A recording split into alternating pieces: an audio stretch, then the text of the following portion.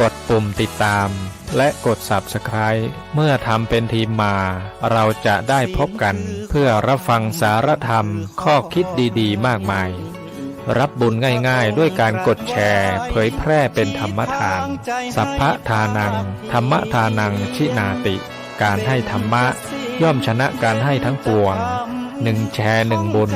มีค่าเท่ากับเผยแผ่ธรรมะให้กว้างไกลแชร์ไปมากยิ่งได้บุญมากเป็นการเปิดโอกาสให้คนได้รับฟังธรรมพบปัญญามีความสุขพ้นจากทุกข์ด้วยการฟังธรรมะมาทวงคำมันหมู่บ้านศีลห้าถือเป็นพันธะค่าความดันช่วงหัวใจบีบตัวคือ158มิลลิเมตรประหลอด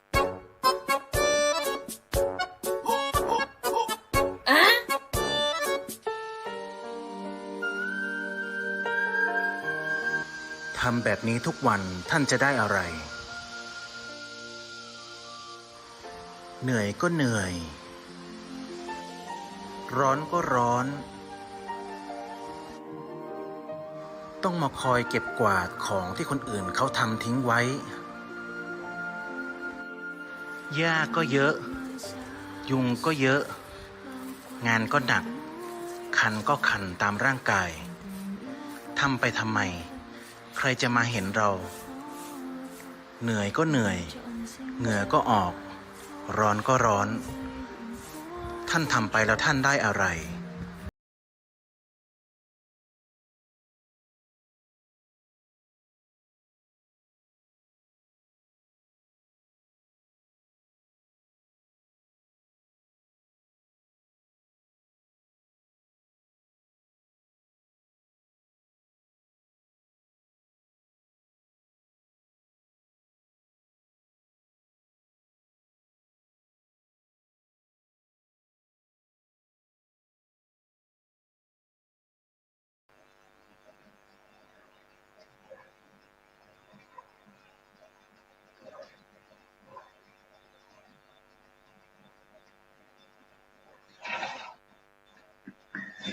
บุญเป็นเงา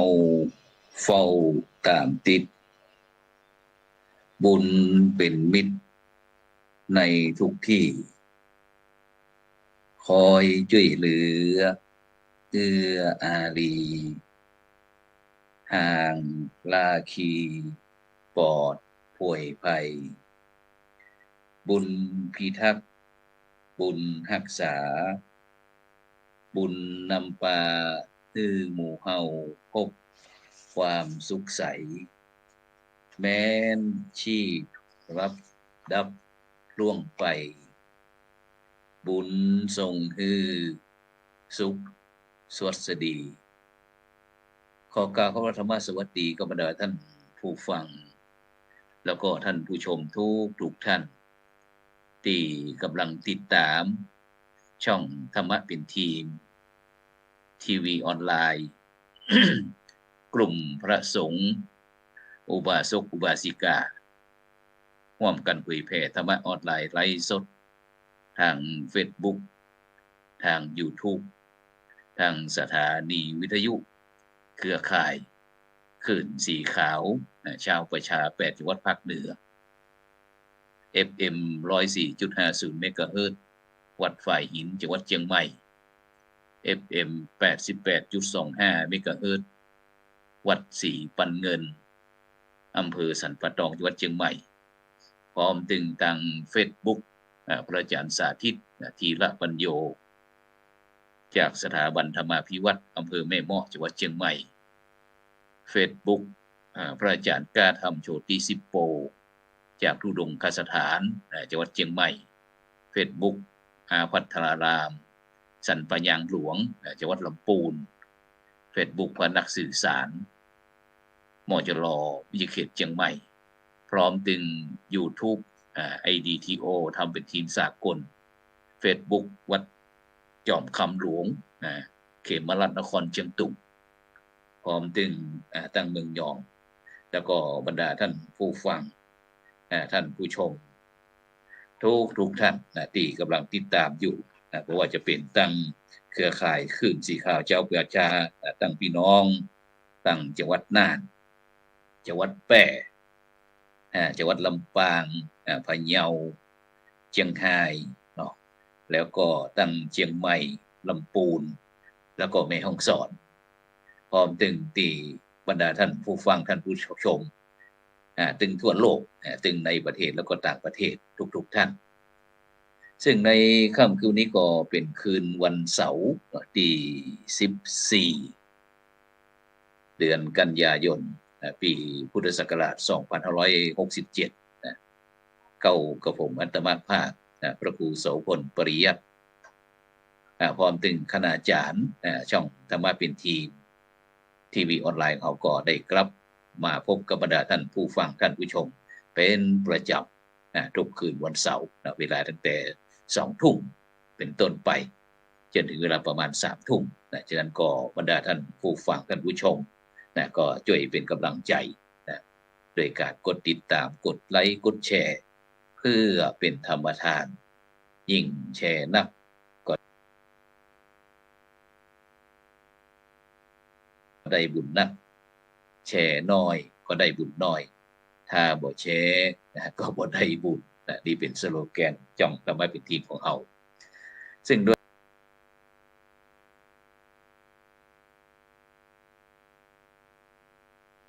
เฉพาะในวันนี้ก็ออกอากาศที่อาคารพระธรรมสิทธาจารย์5 จันทร์วัดประสิงห์วรมหาวิหารจังหวัดเชียงใหม่ซึ่งโดยเฉพาะในวันนี้ก็เป็นวันศุกร์แล้วก็บรรยากาศเจ้าก็คือฟ้าคือฝนพอตกบ่ายๆแก่ๆมาน้อยก็ปัดทอกอย่างก็ฟ้าหัวฉะนั้นก็เป็นห่วงเป็นใยไปถึงบรรดาพ่อแม่พี่น้องประชาชนของเขาทุกท่านไม่ว่าจะเป็นตั้งเชียงรายตั้งประเทศเพื่อนบ้านบอกว่าตั้งพี่น้องตั้งพม่าเมียนมาตั้งประเทศลาวตั้งเขมรโดยเฉพาะในช่วงนี้ก็พายุยางิ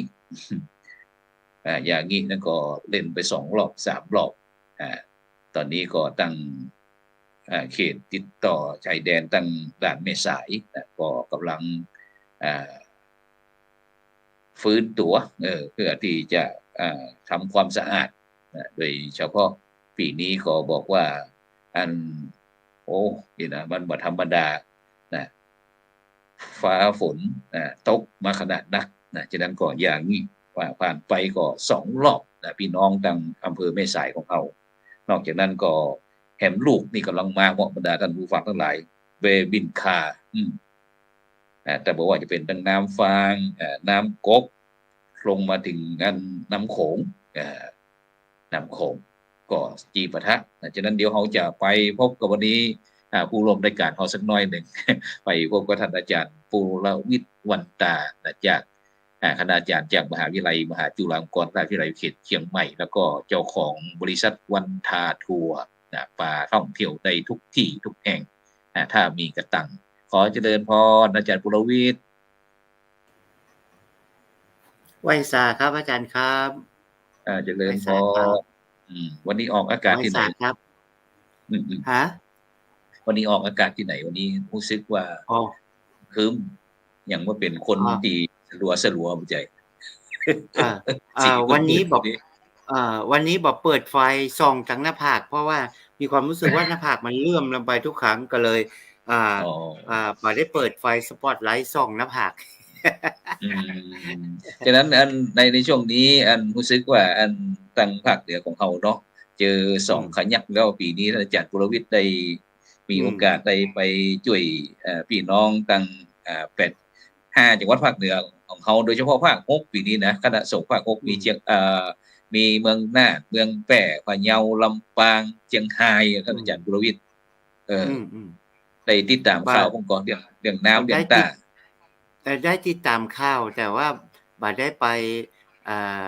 ปช่วยตอนแรกอยากไปที่พะเยาเราช่วงแรกๆเนาะพะเยาเขื่อนแตกอันนั้นก็มันมาไวไปไวแล้วก็มาที่เชียงรายนี่กับที่เทิงเจอก่อนเพื่อนเนาะแม่แต่เทิงนี่น้ำหลากเป็นน้ำห้วยน้ำอย่างแล้วก็เทิงก็เจอไป อ้วมเหมือนกันอ๋อเสร็จจากเทิงแล้วปุ๊บผมเห็นภาพข่าวว่าน้ำลงจากเมืองสาดเมืองตนลงเข้ามาที่น้ำกกไหลโละโละเปียงต้อ เพ ง ราะว่า ต้องขัวต้องสะพานที่น้ำกก แม่ ที่ น ตาตอน ผมยังนึกใน เพราะ ใจ ว่า ว่า ส่งลิงก์ไปหาอาจารย์มหาดวงทิพย์บอกว่ามีไฟใจก็เดี๋ยวเนี้ที่เมือง ไม่ สาด เนี่ยอาจารย์ดวงทิพย์เนี่ย2-3 ติดก่อน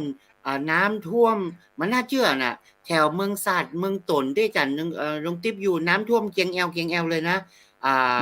แล้วก็น้ำท่วมแล้วก็ระบบไฟฟ้าระบบอินเทอร์เน็ตล่มทั้งหมดเสาอินเทอร์เน็ตล่มนะครับแล้วก็เมื่อแต่ว่าวันซืนนี่น้ำต้าเลน้ำจากเชียงตุงที่เขาบอกว่าต้นน้ำมันอยู่แถวเมืองเปงต้งต้าหลากลงมาตามแม่น้ำต้าเลแล้วก็เซาะข้างถนนเส้นทางเมืองพะยากต้าขี้เหล็กน้ำถนนสุดขาดไปเลยนะครับอาจารย์ดร.มหาดวงทิพย์น่าจะสัญญาณอินเทอร์เน็ตน่าจะขาดหายแล้วไฟจะมาหรือยังไม่รู้เพราะว่าไฟน่าจะดับกันนานอยู่ครับทางนู้นพอไฟมาแต่ว่าอาจจะมีปัญหาเรื่องระบบสัญญาณอินเทอร์เน็ตเพราะว่าที่เมืองไทยเนี่ยมันท่วมมาตั้งแต่ข้างบนมาแล้วมันน่าเชื่อว่าเมืองกัดล้อเมืองกัดล้อหรือเมืองกะลอซึ่งเป็นเมืองในหุบเขาก็ท่วมเป็นน้ำท่วมน้ำหลากแล้วก็ดินสไลด์ก็น่าสงสารมากเลยเมืองไทยนี่เจอก่อนเรามาเกือบเดือนแล้วครับมันจึงบางส่วนมันจึงหลากลงมาที่บ้านเราครับอย่างที่น้ำกกอย่างที่อาจารย์ดร.ดวงทิพย์ว่าเนี่ยที่เมืองสาดเมืองตนเนี่ยน่าจะเป็นต้นน้ำที่มาจากมาลงมาสู่น้ำแม่สายที่เราเนี่ยเพราะว่าเขาท่วมก่อนหน้าที่มันจะหลากลงมาแม่สายผมยังนึกอยู่ในใจว่าขอให้มันหลากลงมาแล้วมันเขาเรียกว่าอะไรมันมีลำห้วยหรือช่องทางเป็นเขาเรียกว่าแหล่งเก็บกักน้ำก่อนที่จะมาถึงเขตบ้านเราแต่ปรากฏว่ามันไม่มีมันหลากมาอย่างไวมากเลยแล้วก็มาที่แม่สายนี่จากที่เราที่ผมติดตามข่าวนี่ก่อนหน้าด่านหลายครั้งมากเลยหน้าด่านนี่เกิงรถเกิงแอวเปียงแอวโอ้ใช่มันสูงเกือบเมตรแถววันตะกี้เห็นชุมชนเกาะทรายซึ่งน่าจะเป็นที่ลุ่มแล้วก็น้ำใสน่าจะหลังจากหน้าด่านมาเนี่ยมันน่าจะทะลักออกมาอยู่ยังมีน้ำโรงแรมไหลเชี่ยวอยู่น้ำไหลเชี่ยวอยู่บ้านเรานี่น้ำไหลเชี่ยวน่าจะประมาณหัวเข่าหรือแอวแต่ผมว่าทั้งท่าขี้เหล็กแล้วที่ติดริมน้ำสายไม่รู้ว่าน่าจะยังลึกอยู่ทางนู้นรู้สึกว่าเขาสร้างอาคารบ้านเรือนตึกอะไรปิดช่องทางน้ำร่วงเยอะเลยน้ำเนาะเพราะว่ามันปิดทางน้ำก็เลยทำคือน้ำจากมาที่กว้างแล้วก็มาอัดแคบลงนี่มันมีพลังเด้อใช่มันมีฉะนั้นก็ในช่วงนี้ก็ที่เชียงแม่สายเนาะแม่สายเชียงของเชียงไฮ้ที่เลาะน้ำโขงไปกับเชียงคานที่เมืองเลยช่วงนี้นะตอนนี้ว่าอาจารย์ตอนนี้ท่วมที่หนองคายแล้วครับที่แถวหน้าวัดพระธาตุหนองคายแล้วก็จะไปที่นครพนมก็ไปที่สกลนครไม่รู้ว่านครพนมเตรียมการอุดรธานีอุบลราชธานีบึงกาฬหมดนั่นแหละมันต้องขึ้นมดเดี๋ยวนี้น้ำโขงมันเลยขอบไปเป็นมันทะลุเข้าขอบเขตตีกันคันกั้นปีนี้นักหนาสาหัสเหมือนกันก็อยากจะไปช่วยทางแม่สาย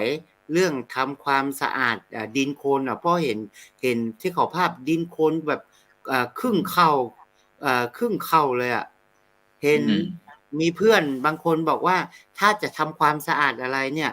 อย่ารอให้น้ำมันแห้งทั้งหมดให้มีน้ำอยู่บ้างมันจะล้างออกง่ายถ้ามันแห้งนี่หนืดมากเห็นมีหลายหน่วยงานที่ รับบริจาคไม้กวาดแข็ง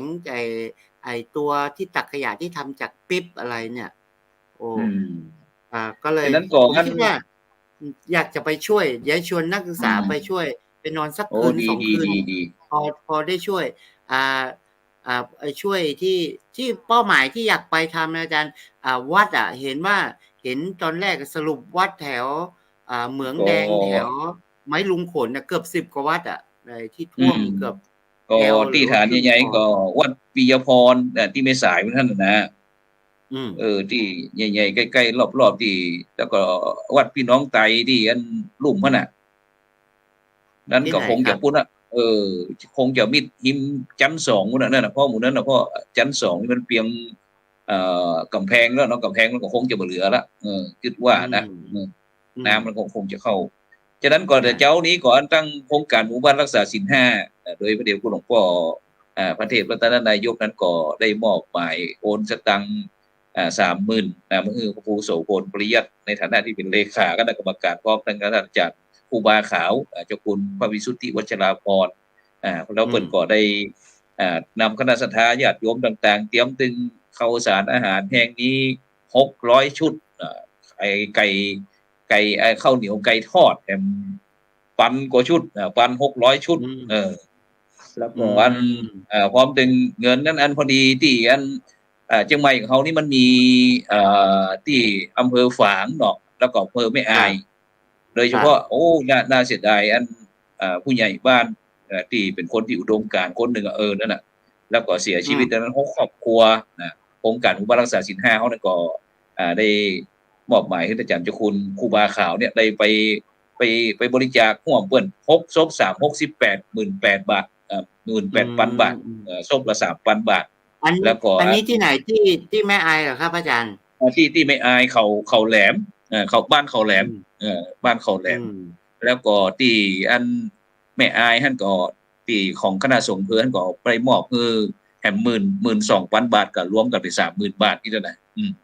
แล้วก็มีเข้าไปลงกัน200ชุดนั่นนะแล้วก็อย่างที่เชียงไฮ้นี่เขาก็ 30,000 บาทเช่นเดียวกัน30,000 บาทนี่ก็เป็นเงินที่ครั้งก่อนคณะกรรมการว่ารักษาศีล5คนเหนือเขาเนี่ยได้พร้อมกันได้100,000 กว่าบาทแล้วก็ได้ช่วยรอบแรกที่เมืองแป่เมืองน่านเชียงไฮ้พะเยาก็หมดไปตีก็ประมาณ20,000 บาทก็เลยเดียวแฮม 6-7 หมื่นก็เลยเดี๋ยวคุณหลวงพ่อก็เลยบอกเอาไปนี่แหมนี่นะตั้งนั้นก็ตั้งเชียงไฮ้ก็โอนถวายหลวงพ่ออันพระราชวชิรคณีเจ้าคณะจังหวัดเชียงไฮ้วัดผาเงาพร้อมด้วยท่านอาจารย์เจ้าคุณอุดมบัณฑิตเป็นตัวแทนได้สร้างข้าวกล่องนะฉะนั้นเนี่ยนอกจากนั้นก็ท่านอาจารย์บุรวิทย์เขาจะหันนั้นในช่วงที่มันเกิดวิกฤตแบบนี้เนาะเขาหันน้ำใจของคนไทยเขานักหนาประปานเนาะนี่ก่อนโดยก็ลงความอาจารย์เนี่ยอาจารย์บุรวิทย์ใจเฉพาะชาวบ้านเขานะใช่นี่ของพระบาทสมเด็จพระเจ้าอยู่หัวเปิ้นพร้อมถึงนี่พระองค์ทรงเปิ้นได้ปรุงเข้านะดูเปิ้นห่วงนี่ก่อนให้เขาเห็นอีกท่านนึงผมชอบใจมากท่านฟรีสไตล์มากท่านอ้นลุยเกิบกับปลาไส้เกิบกับปลาไส้นั่งอยู่ท้ายปิกอัพแจกน้ำท่านลุยมากเลยฉะนั้นก่อนรายการเขาก็ขอเป็นกำลังใจแล้วกันเนาะอาจารย์ปุรวิทย์เนาะเขาก็ได้เพราะว่าปัจจุบันนี้ทางช่องทำมาเป็นทีมของเขานั้นก็กำลังมีการปรับปรุงเกี่ยวกับเรื่องและผังรายการพร้อมนะฉะนั้นก่อนในภาคเจ้าเขาก็จะมีรายการธรรมะรับอรุณซึ่งก็จะเป็นข่าวสดๆนะข่าวสดๆร้อนๆนะท่านอาจารย์ปุรวิทย์ข่าวแต่ในช่วงเจ้าในปัจจุบันนี้เขามีรายการธรรมะรับอรุณเวลา 7:00 นเขาก็อาศัยจ่องนั่นน่ะคือคณะครูบาอาจารย์เขาทั้ง14 รูปได้ช่วยประชาสัมพันธ์เกี่ยวกับเรื่องสถานการณ์น้ำพ้องนะธรรมะแทรกแซงไปพ้องแล้วก็กลางคืนเอานี่ก็เดี๋ยวนี้เขาก็ปรับรายการเช่นเดียวกันท่านอาจารย์ปุรวิทย์ฉะนั้นก็โชคดีนะที่หมู่เฮาโดยเฉพาะที่ อย่างนี้พระเดชพระคุณหลวงพ่อพระพรหมเสนาบดีเนี่ยเจ้าคณะภาค7นี่ก็ร่วมบริจาคมาให้ 10,000 บาทนะหลวงพ่อพระธรรมวชิรานุวัตรประธานบริหารกลางศีล5แห่งประเทศไทยแห่ง100,000พระเทพปัญญาพรนี่ 10,000 บาทพระวชิระภาวนาพิรัตน์10,000 บาทนี่ก็ช่อฟ้าเรคคอร์ดนี่ก็10,000 บาทแล้วก็ครูสลาคุณวุฒิแห่ง10,000 บาทนะพระครูศรีสุตตากรวัดกลางบางพระนี่ก็อยุธยาแห่ง10,000 บาทอาจารย์เจ้าคุณพระศรีสมโพธิ5,000 บาทพระราชวชิระศรีมาพรนี่ก็รองเจ้าคณะจังหวัดนครศรีธรรมราชนครราชสีมานี่ 10,000 บาทแล้วก็พระราชวชิระยานรังสีวัดพระพุทธแสกธรรม10,000 บาทพระธรรมวชิระสุนทรนี่ก็วัดกวิศรารามลพบุรี 10,000 บาทท่านอาจารย์มหาประกอบโชติปุญโยเนี่ยเจ้าวัดวัดโชติการาม 10,000 บาทพระเทพปรวเมธีจากวัดปริยุทธวงศาวาส 20,000 บาทพระครูสันติกิจจานุการวัดบางสมัครชะเชิงเชา 5,000 บาทพระเทพปัญญาโมลีนี่ก็วัดประชุมโยธีนะนี่ 10,000 บาทพระวชิระปัญญาพร 5,000 บาทพระครูสาธรกิจวัดศรีสำราญบำรุงราษฎร์ 5,000 บาทพระครูโสพลปฐมาพรวัดไร่ขิงนี่ก็ 5,000 บาทนะที่ได้ในฐานะที่เป็นโครงการหมู่บ้านรักษาศีล5แห่งประเทศไทยเพื่อร่วมบริจาคมาช่วยที่จังหวัดเชียงรายฉะนั้นเนี่ยแล้วก็วันนี้ทางครูบาข่าวนี่ก็ได้ไปที่เชียงรายวัดเวียงพานนี่ก็ 10,000 บาทวัดปิยพรไม่สายครับ 10,000 บาทแล้วก็คุณโยมนภาพร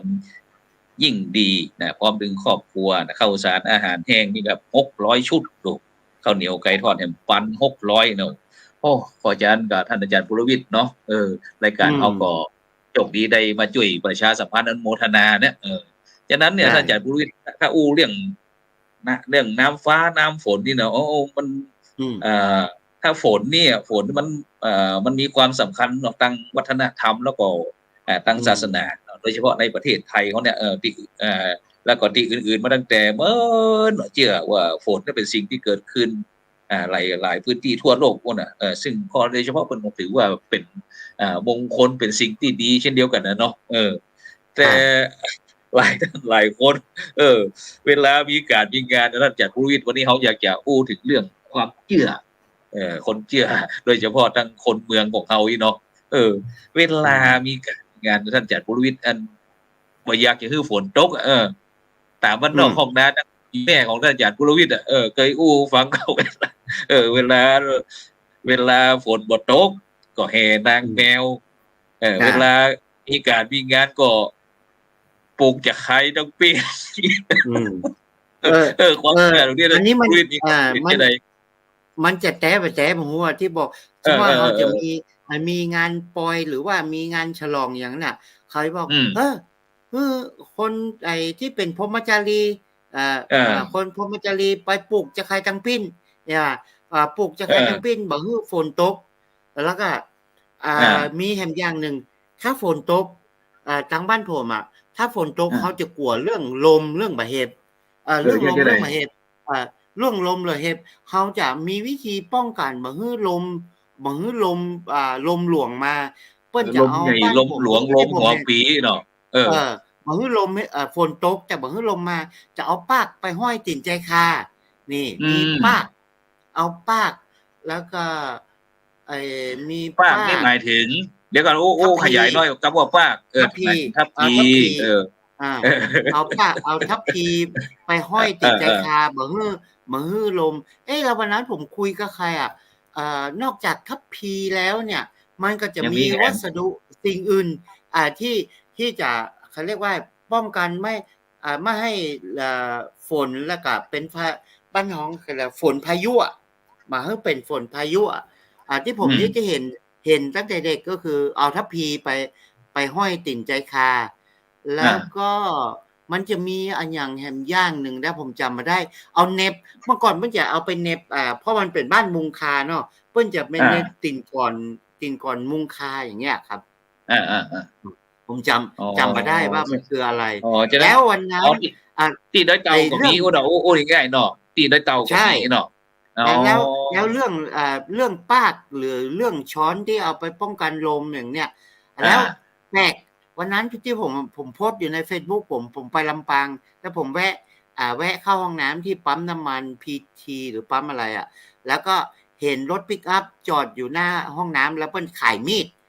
ผมก็ไปแต่งเจียวพอมีดแล้วไปซัดตาหันมีจอนห้อยอยู่ข้างกระบะท้ายข้างชั้นวางที่เพิ่นวางขายมีดผมก็เลยถ่ายรูปแล้วก็ถามพี่อันนี้จอนนี่เพิ่นเอามาอย่างไรเอามาห้อยอย่างไรอ๋อเป็นเครื่องรางเจ้าเนาะเครื่องรางอย่างไรจอนนี่ฮือหมานฮือหมานมีคนมาซื้อฮือมาซื้อของมาหมานผมบอกแล้วอันนี้เป็นจอนทั่วไปกะบ่ใช่ต้องเป็นจอนที่ไปรับงานศพมาที่ลำปางห้างฉัดต้องเป็นจอนที่ไปรับที่งานศพมาเพราะว่าอย่างไ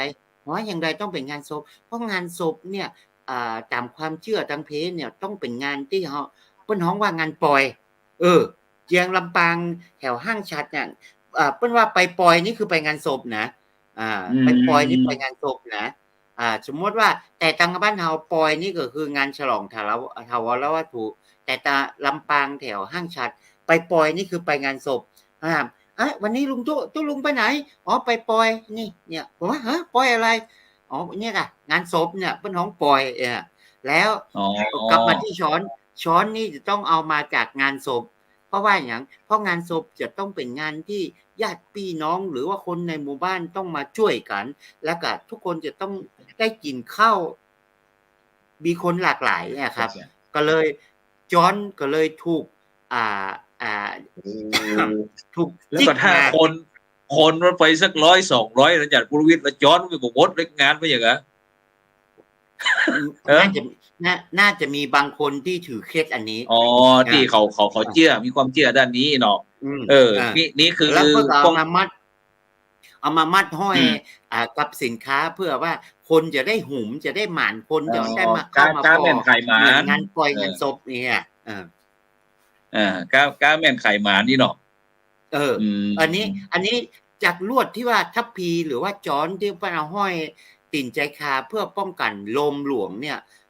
ลวดมาแปลงมาเป็นเครื่องรางเป็นเครื่องรางทางเฮงๆรวยๆอันนี้ที่ลำปางใช้แล้วทีนี้ตะกี้เนี่ยเขาอู้ถึงเรื่องว่าฝนตกท่านอาจารย์ปุรวิทย์บอกว่าเขาได้อู้ถึงเรื่องกระปลูกตะไคร้อย่าไคร้ตั้งปีนเอาสาวพวกมาจันหรือว่าคนที่ไม่ไม้เนาะมาปลูกตะไคร้หรือว่าจะไคร้ตั้งปีนเพื่อที่ป้องกันที่จะบ่คือฝนตกบ่คือฝนตกตกก็ตกน้อยอย่าเป็นตกนักเพราะมันจะเกิดความเสียหายเนาะแล้วทีเนี้ยฝนตกก็เดือดร้อนถ้าฝนบ่ตกเนาะทางภาคอีสานท่านอาจารย์ปุรวิทย์เทศกาลบั้งไฟบุญบั้งไฟต่างๆเนี่ยที่เพิ่นนั่นก็มีความเชื่อที่จะฮ้องฝนเหมือนกันนะกับแห่นางแมวแต่บ้านเฮานี่แห่นางแมวหมูนะโดยต่ำฮีดแล้วเนี่ยแห่นางแมวบ้านเฮาผมบ่เคยหันโซนทางบ้านผมแต่เปิ้นจะมีเต้ทำพญาป่าช่อนเนี่ยอย่างนี้มีหรือไปแปลงเจ้าตี้เลี้ยงผีขุนน้ำมีน้ำห้วยน้ำหนองอุดมสมบูรณ์เนี่ยแปลงผีขุนน้ำเนี่ยมีแต่ว่าถ้าอู้ถึงทางเหนือทางภาคเหนือเฮาเนี่ยแห่นางแมวนี่อันนี้ผมบ่มีความรู้จริงๆนะผมบอกว่าเขามีความเชื่ออันเรื่องแห่นางแมวไหมแต่ผมคิดว่าแห่นางแมวเนี่ยเป็นของทางอีสานแล้วก็น่าจะเป็นภาคกลางบางส่วนอันนี้ผมบ่ยืนยันเนาะเพราะว่ามันแน่ใจเพราะทางบ้านผมนี่เหมือนบ่เคยได้ยินอย่างงี้ทางบ้านผมมันก็จะมีแปลงผีขุนน้ำผีต้นน้ำไปแปลงผีขุนห้วยเพิ่นฮ้องแปลงผีขุนห้วยแล้วก็ถ้าบางที่ก็จะเต้ทำพญาป่าช่อนแต่พญาป่าช่อนเนี่ยมันน่าจะเป็นมาเขตตังสันทรายโดยสเก็ตสารปีอะไรอย่างตรงจังเอ๋หรือเปล่าก็เวลาเจ้านี่เพิ่นก็ได้ยินเพิ่นสวดก็ดูคาถาป่าช่อนเนี่ยท่านอาจารย์ปุรวิทย์อั อันนี้เนี่ยนอกจากสวดตอนทำวัดเช้าวัดเย็นน่ะทางบ้านผมนี่มีหลวงตู่หรือว่าหลวงพ่อดอยสุเทพน่ะพอถึงจะเข้าหน้าแล้งมาหลวงพ่อก็จะให้สวดคาถาพญาปลาช่อนด้วยสวดมีสวดบทสวดอย่างบทสวดบักเก้า2-3บทสวดก็จะมีที่หลวงบนดอยสุเทพนะแต่ก็ทางบ้านนอกนี่ก็จะมีสวดพญาปลาช่อนในช่วงที่จะเข้าฤดูการทำไร่ทำนาเนี่ยก็มีครับมีแต่จะไม่ค่อยเห็นว่าจะไปจัดเป็นพิธีพิธีเลี้ยงแล้วก็มีเต้นทำอย่างเงี้ยผมจะเห็นตั้งนี้จะเห็นตั้งสันทรายตั้งดอยสะเก็ดตั้งในนี้มากกว่าแต่บ้านผมอาจจะเป็นเพราะผมไม่ได้อยู่บ้านอันนี้ช่วงวัยเด็กเมินหรือเปล่าผมออกจากเป็นนักบินแล้วก็ออกมาอยู่ในเมืองแต่ต้องตอนเป็นนักบินอยู่ที่บ้านเนี่ยได้สวดตอนไหว้พระสวดมนต์มีคาถาปลาช่อนมีแล้วก็เจ้าตงเจ้านานะจากพุทธวิทย์เลี้ยงผีห้วยแล้วก็อันเจ้าตงเจ้านาเนี่ยเวลานี้เปิ่นไปปั้นขี้ดินเหนียวเป็นปลัดคิกก็มีเนี่ยบางพื้นที่เนี่ยที่ขอฝนเหมือนกันแล้วก็แห่พระอุปคุตขอฝนนี่ก็มีฉะนั้นเนี่ยไอ้สิ่งเหล่านี้อาจารย์ปุรวิทย์หรือว่ามันเป็นแม้กระทั่งเวลาในพรานนี่เนาะหรือว่าเป็นนักล่าหากินตามป่าตามเขาแม้กระทั่งเวลาเป็นได้แลนเนี่ยพอห่างแลนเวลามันการฉะนั้นการจะนี้จะเป็นที่ทำนายเรื่องฝนแล้งฝนนักห้องแม้กระทั่ง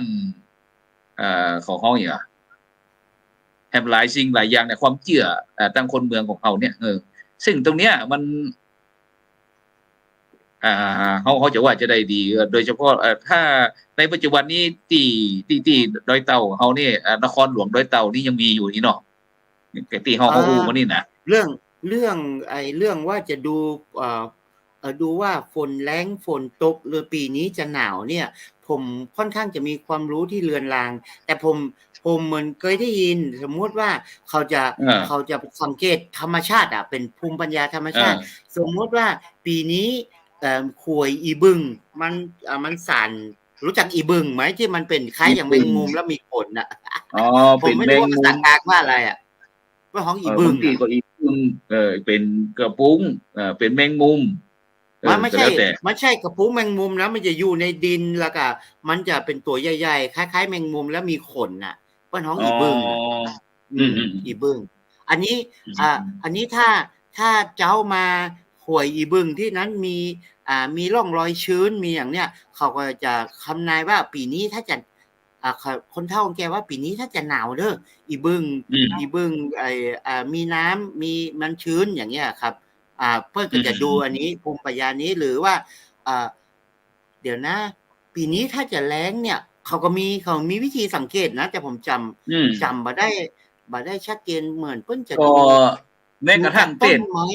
ต้นบางอย่างเนี่ยครับเต้ทำด้วยท่านอาจารย์ปุรวิทย์เต้ทำไอ้ปีใหม่เขาน่ะ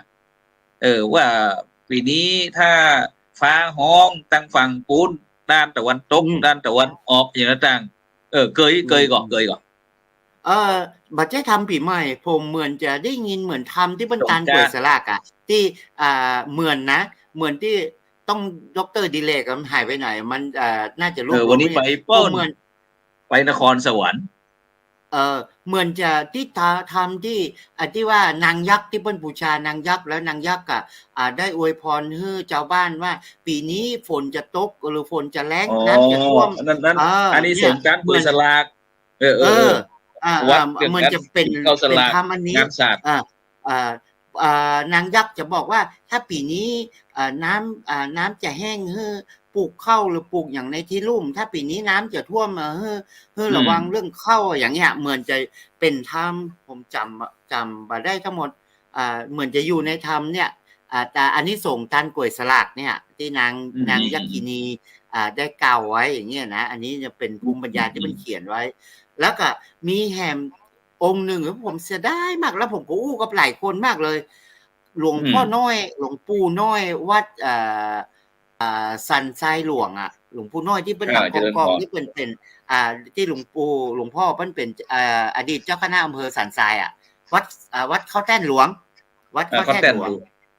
อ่า เมื่อก่อนนี้หลวงพ่อดอยสุเทพพระราชรัตนากรเนี่ยเปิ้นจะเติงกับหลวงปู่เวลาหลวงปู่บ่สบายอย่างจะส่งอาหารหรือว่าส่งยามีบางเทื่อเนี่ยผมอยู่กับหลวงพ่อองค์เก่าเนาะเปิ้นจะใจผมเอายาไปฮื้อพ่องเอาพวกยาเขาเรียกว่าอะไรอาหารบำรุงไปฮื้อพ่อง แล้วหลวงปู่นี่เปิ้นก็ครั้งที่เปิ้นป่วยหนักอยู่โรงพยาบาลสักเดือน2เดือนเนี่ยแล้วก็หลวงพ่อบนดอยให้ผมเอายาหรืออย่างไปฮื้อเนี่ยแหละแล้วก็อู้กับหลวงปู่เพราะหลวงปู่เพิ่นจะเก่งเรื่องศาสตร์เหล่านี้ แล้วอู้หลวงปู่เรื่องอย่างว่าผมนี่หลวงปู่เพิ่นบอกมหาแว่นนี้มันจังซกจังแซ่ถามหลวงพ่อน้อยแล้วเอาก็ไปถามเรื่องภูมิปัญญาต่างๆ แล้วก็ แชร์ รวด ดูว่ามัน ถา ส ม อง เรื่ อ อง ย่างนี้เนาะ รวดถามเรื่องเพราะหลวงพ่อเพิ่นจะเก่งเรื่องภูมิปัญญาล้านนาหลวงพ่อเก่งมากเลย แล้วก็ผมก็ถามเรื่องว่าฝนตกหน้าฝนแล้งหน้าหนาวอะไรอย่างเนี้ยหลวงพ่อบอกว่ามหามันมีปั๊บนะองค์หลวงปู่มีปั๊บเป็นคำทำนายแบบปืนเมืองเขานี่แล้วว่าถ้ามันจะเกิดอย่างใดเกี่ยวกับฟ้าฝนเกี่ยวกับอากาศเนี่ยมีปั๊บว่าอ๋อหลวงปู่มาหาว่างเพื่อมาคัดลอกเด้อแล้วหลวงปู่จะสอนเพราะว่าในปั๊บเนี่ยมันจะมาอธิบายแบบชัดเจนมันจะมีคำปริศนาอยู่มันคนเมืองภูมิปัญญาในบางทีเพิ่นจะเขียนเป็นคำปริศนานะเพิ่นว่าชื่อแมงอันนั้นชื่อต้นไม้อันนั้นอย่างเงี้ยบางทีมันจะต้องเป็นคนที่รู้หลวงปู่บอกว่าหลวงปู่ได้คัดลอกตำรานี้มาจากอย่างก็หลวงพ่ออย่างที่เมื่อก่อนเพิ่นมันเป็นคลังความรู้ที่จากเจดีย์หลวงหรือหลวงพ่ออย่างที่สมเด็จราชครูอย่างที่ฝ่ายหินน่ะแล้วพวกก็เล่าให้ผมฟังแล้วผมก็ครับหลวงพ่อครับเดี๋ยวผมจะมาเขาก็จับมาจนหลวงปู่ข้าสันทรายหลวงป่วยครั้งสุดท้ายแล้วก็จนเพิ่นมรณภาพแล้วผมก็บ่ได้ไปอ่านบ่ได้ไปคัดลอกกับหลวงปู่หมูว่าปั๊บอันนี้น่ะไผ่หมูสืบทอดหรือยังหมูพระมหาล่าสุดนี้ท่านมหาประเวศยังอยู่น่าจะยังอยู่หรือเปล่าที่เป็นเจ้าวาดหรือเป็นอะไรมหาประเวศเสียไปแล้วเลขาเสียไปแล้วเลขาหลวงพ่อเจ้านายอำเภอนะแกนหลวงเลขาเจ้าคณะอำเภอเสียไปแล้วแล้วมหาประเวศเพิ่นก็เสียแล้วเนาะผมก็เสียดายหลวงปู่ตอนหลวงปู่เสียนะถ้ามหาประเวศเพิ่นก็เป็นคนที่อยู่กับหลวงปู่อยู่อย่างเนาะหมูว่าปั๊บนี้อยู่กับไผที่ไหนผมเสียดายมากเลยหลวงปู่บอกว่าเพื่อมาคัดลอกมาอ่านแล้วหลวงปู่จะอธิบายให้ฟังอย่างเงี้ยนะมีอยู่2ท่านที่ผมบ่ได้ไปมีคนหนึ่งคือป้าหนานก้อนป่าซางบ้านสันต้นโถงอันนี้จะเก่งมากเลยป้าหนานก้อนนี้เปิ้นจะเก่งเรื่องเขาเรียกว่าพื้นที่ผมไปทัวร์จริงตุ่มกับเปิ้นเนี่ยเปิ้นก็จะเล่าป้าหนานก้อนเป็นคนข้างน้อยเนาะป้าหนานก้อนเป็นช่างระดับ8ที่ศูนย์ชลประทานเนี่ยที่อย่างก็ที่อันเนี้ยที่เชียงใหม่เฮาเนี่ยเปิ้นอันก้อนบอกว่าเวลาเวลาพระบาทสมเด็จพระเจ้าอยู่หัวรัชกาลที่9เปิ้นมาหรือแปรราชฐานมาที่ภูพิงหรือว่าเปิ้นบักขึ้นภูพิงเปิ้นจะมาที่เนี่ยพระตำหนักรับรองเปิ้นที่เนี่ยอะไรนะพระราชเนี่ยที่หนองหัวหนองอย่างก็ที่เส้นเนี่ยเส้นสถานีรถไฟอาจารย์เปิ้นน้องเส้นนะคะที่มันมี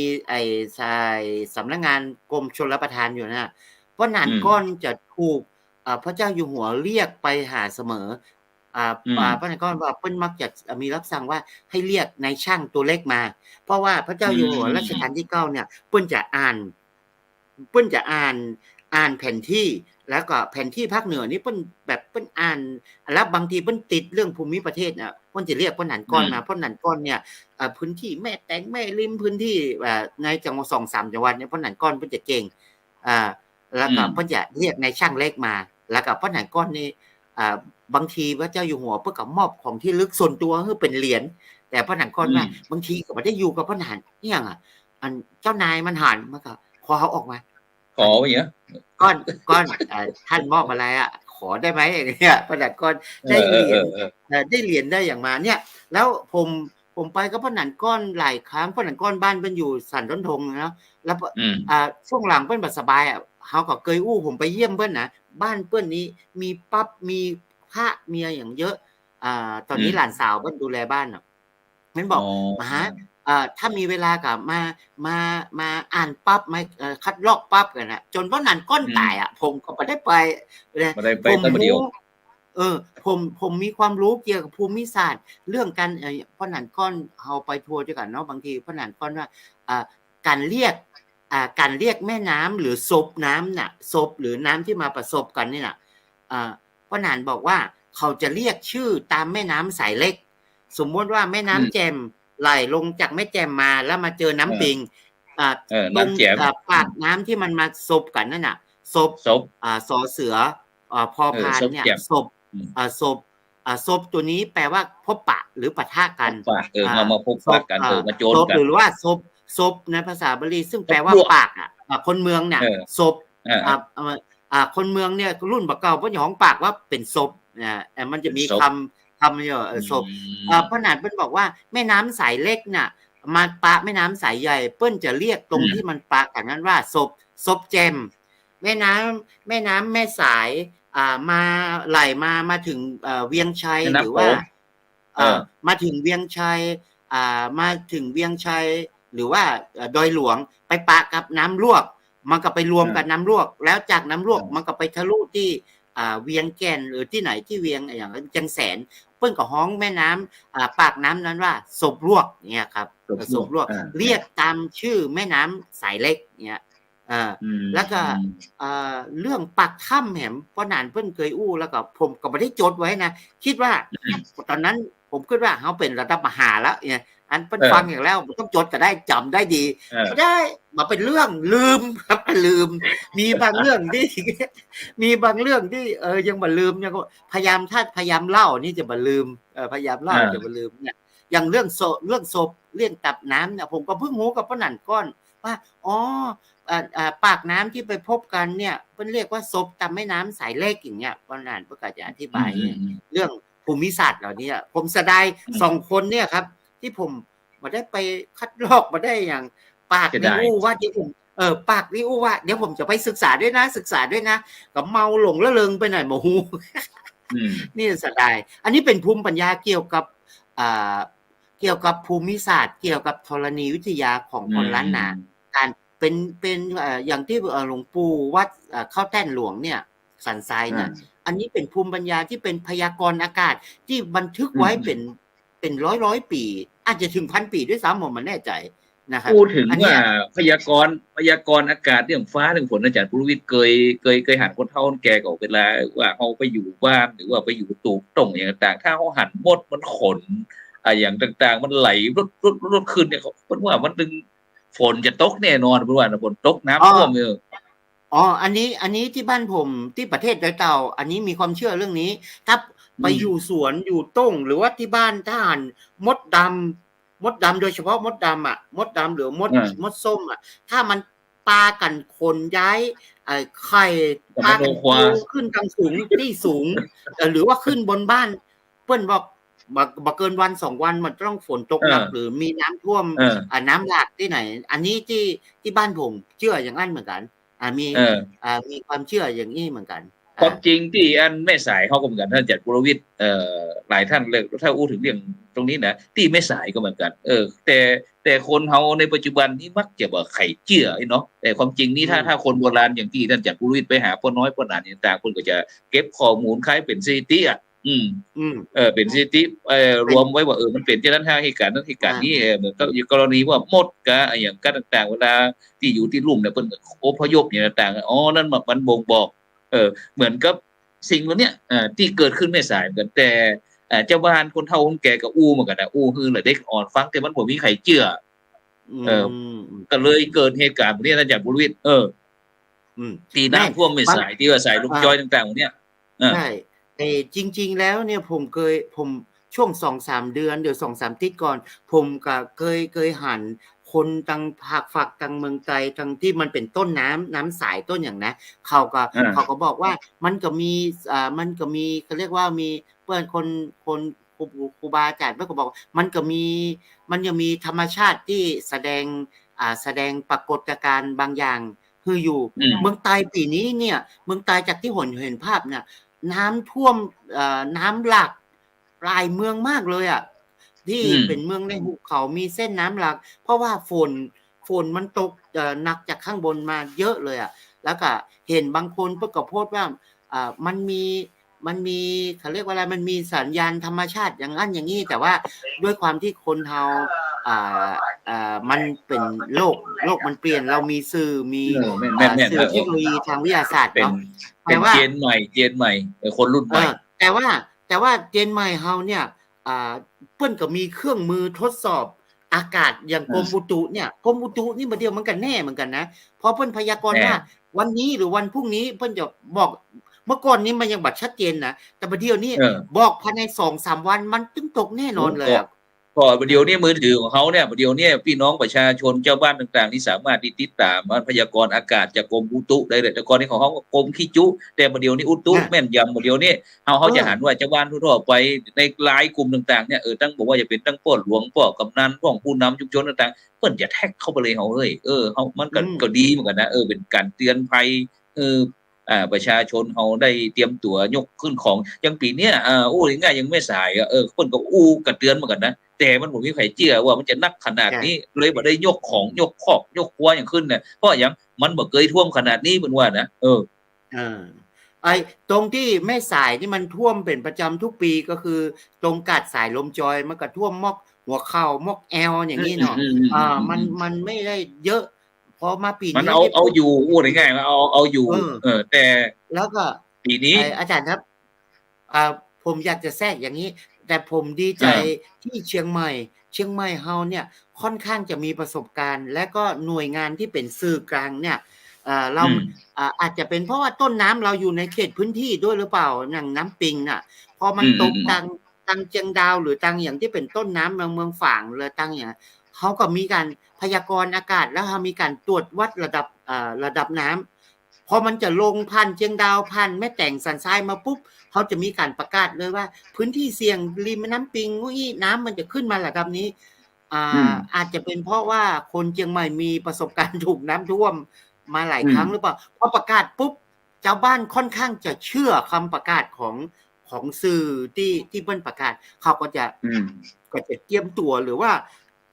หน่วยงานบอกว่าเทศบาลอบตอย่างเนี้ยก็จะเตรียมกระสอบทรายกันแล้วก็พอตั้งหน่วยตั้งบนเขาเรียกวัดระดับน้ำแจ้งมาว่าน้ำมันขึ้นสูงระดับนี้นะมันจะเกินปริมาตรแล้วนะเขาก็จะเริ่มเอากระสอบทรายไปบล็อกอย่างเงี้ย5 ปีมานี่ผมรู้สึกว่าเฮ้ยทางเชียงใหม่เขามีหน่วยงานที่ทำงานได้เว้ยทำงานได้เว้ยใส่ทรายไว้หน้าบ้านเลยปัจจุบันนี่นะเตรียมพร้อมเลยคอสะพานเนี่ยอาจารย์มะครูบางทีน้ำที่มันจะล้นเนี่ยบางทีสร้างเขื่อนกั้นไว้ตามข้างแล้วแต่ว่ามันไปทะลักคอสะพานประเดี๋ยวเทศบาลอบตพอน้ำจะมาปุ๊บเขาเอาทรายไปวางอยู่บนราวสะพานบนคอสะพานมาแล้วมันมาอย่างน้อยมันก็เซฟมันถ้ามันจะทะลักหรือไหลกันน้อยเดียวอย่างเงี้ยอันนี้ผมมีความเห็นส่วนตัวมีค่อนข้างจะชื่นชมเชียงใหม่เฮาแล้วก็การประกาศอย่างเนี้ยเจ้าบ้าน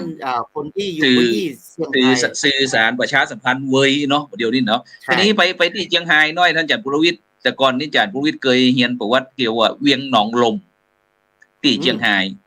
ปีนี้ผลเป็นจะได้ก่อ5 แยกพญามังลายของเขาปัดเท่าแต่ก่อนนี้หมู่เขาอาจจะมาเชื่อนะว่าเวียงหนองลมมันแต่ก่อนนะที่มันมีอันนี้ใหญ่พวกอย่างพวกที่เกี่ยวกับเมืองเชียงรายนั่นนะแต่ปีนี้5 แยกพวกขุนเดี๋ยวในเมืองเขาเนี่ยโธ่มันขึ้นปุ่นเกือบเม็ดแยกหมดนั่นแม่อาจารย์แล้วก็เพราะว่ากาหม้อดู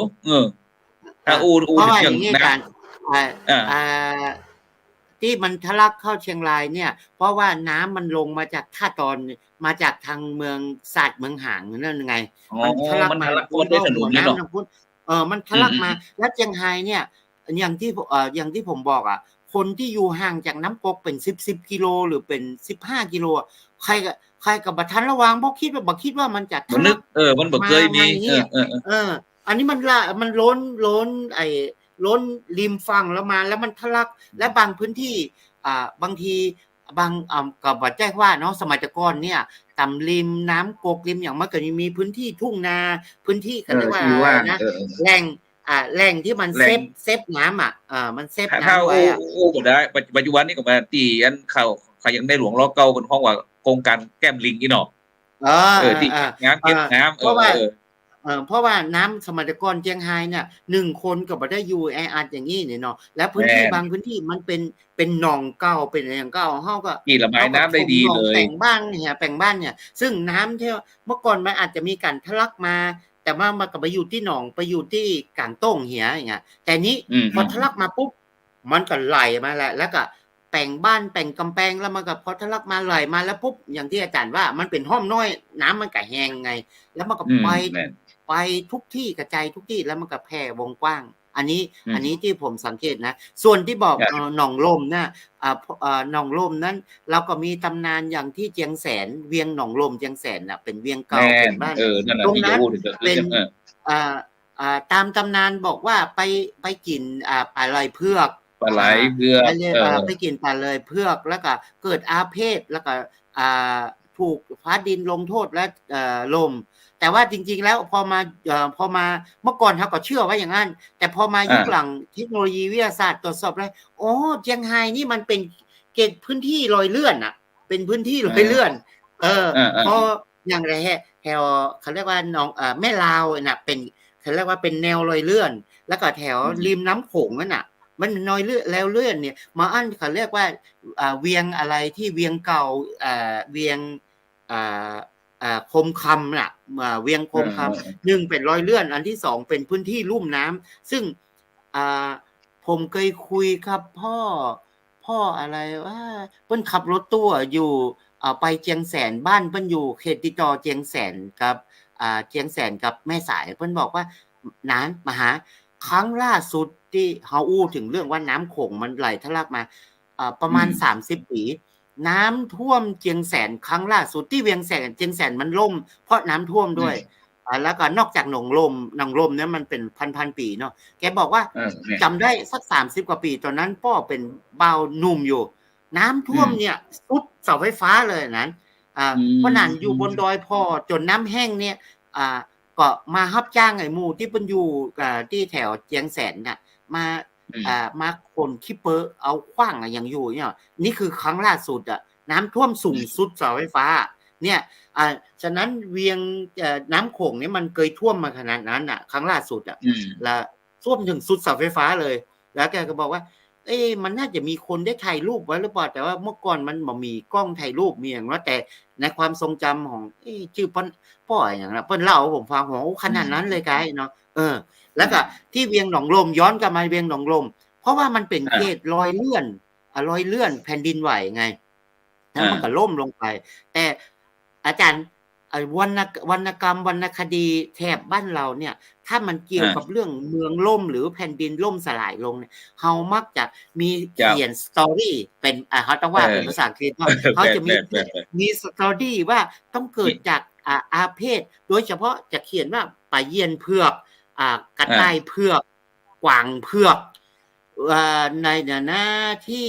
เวียงชัยหรือเปล่ามันจะมีเมืองล่มอยู่หั่นน่ะเพิ่นก็ห้องหนองตัง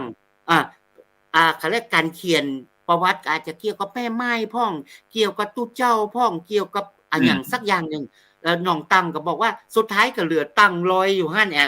ว่ามันเป็นเมืองล่มอย่างเงี้ยทางเชียงตุงทางเมืองไตใหญ่น่ะก็จะมีการเขียนสตอรี่อย่างนี้เหมือนกันเพราะว่าเฮาหาสาเหตุในการล่มสลายของบ้านเมืองบ่ได้เฮาบ่ฮู้ว่ามันเกิดจากแผ่นดินไหวไงจากสาเหตุเป็นรอยเลื่อนครับอันนี้ผมไปหลายที่แล้วแต่ว่าก็ยังว่าเนี่ยไปสัมภาษณ์ไปอู้กับครูบาอาจารย์กับคนเฒ่าแล้วก็บ่จดแล้วก็ลืมมี 2-3 ที่ที่มันเป็นลักษณะหนองลมอย่างเงี้ยมันก็จะมีเรื่องเล่าอย่างเงี้ย เรื่องเล่า ฉะนั้นวันนี้เขาก็เลยอันได้นำเรื่องความเชื่อแล้วก็เรื่องเล่าอย่างต่างเนี่ยที่เขาได้หันเหตุการณ์ที่ว่าคนเฒ่าคนแก่อย่างต่างได้อู้ฟังเพราะว่าโดยเฉพาะปีนี้นั้นอุทกภัยหรือว่าภัยจากน้ำของเขาก็ค่อนข้างจะหนักสักหน่อยหนึ่งเนาะฉะนั้นก็เลยอยากจะเอามาให้เป็นเครื่องคอยสะกิดใจให้พ่อแม่พี่น้องบรรดาท่านผู้ฟังได้ฟังโดยคอยสังเกตโดยนอกจากที่เขาจะฟังจากกรมอุตุหรือว่าทางส่วนราชการที่เป็นมีหน้าที่ได้ประชาสัมพันธ์แจ้งเหตุการณ์ต่างๆแล้วเนี่ยเขาก็สังเกตจากธรรมชาติด้วยเนาะซึ่งตรงนี้ก็เพื่อที่จะได้ระมัดระวังดำเนินชีวิตด้วยความประมาทฉะนั้นวันนี้เวลามันหมดอยู่แล้วท่านอาจารย์ปุรวิทย์เวลาหมดเนาะฉะนั้นก็ต้องขอบคุณอนุโมทนากับท่านอาจารย์ปุรวิทย์วันตาหรือว่าเจ้าของบริษัทวันตาทัวร์ที่ได้มาก็เอาเรื่องความเชื่อที่เพื่อที่จะได้คือพ่อแม่พี่น้องบรรดาท่านผู้ฟังได้ฟังหลากหลายแล้วก็เขาก็ไปพิจารณาจะไปฟังเตื้อฟังแล้วฟังอาจารย์ปุรวิทย์จะไปฟังเตื้อเอาไปไตร่ตรองหาเหตุหาผลก่อนนี่นะอย่างพระพุทธเจ้าคนเนาะบอกว่ามันประชุมกันเรื่องนี้แล้วก็โดยเฉพาะเรื่องความเชื่อเนี่ยจะไปฟังเตื้อแต่ก็เอาศึกษาเป็นองค์ความรู้เพื่อที่เขาจะได้มีความรู้ที่หลากหลายดังนั้นก็ขอบคุณอนุโมทนาตั้งคุณโยมกฤตภาคุณโยมศรีธรคุณโยมแม่ทองคำพรหมมินแม่อมพรกาวินคุณโยมสุวรรณมีสมในคุณสาริคุณแม่ศรีธรโยมอาลีโยมกัญญาขันตาอังคณางพร้อมถึงบรรดาท่านผู้ฟังท่านผู้ชมทุกท่านทุกเสียงทุกสายทุกข้อความที่ส่งมาห่วงเป็นกำลังใจเข้าวันนี้จากนั้นก็รายการพระพุทธศาสนาสีแผ่นดินวันนี้ท่านอาจารย์มหาดวงทิพย์ปริยธารีเนี่ยบ่ได้มาเพราะว่าเนื่องจากอยู่ที่เมืองศาสตร์ก็อาจจะมีเหตุการณ์แบบที่ท่านอาจารย์ปุริวิทย์ฟังจากนั้นก่อนเดียวก็วันเสาร์หน้าเขาก็คงจะได้มีโอกาสติดศาสนกิจป้นไปที่นครสวรรค์จากนั้นก็เหลือแต่หนึ่งหนุ่ม หนึ่งนะมาร่วมสนทนากับนี้จะขอบคุณทุกโมทนาทุกเสียงทุกสายทุกคนสำหรับในค่ำคืนวันนี้ก็เวลาหมดเวลาขอนำรายการจากบรรดาท่านผู้ฟังไปก่อนพรุ่งนี้เจ้าก็พบกับรายการธรรมะรับอรุณกันใหม่สำหรับในค่ำคืนนี้ก็ขอกล่าวคำว่าสาธุ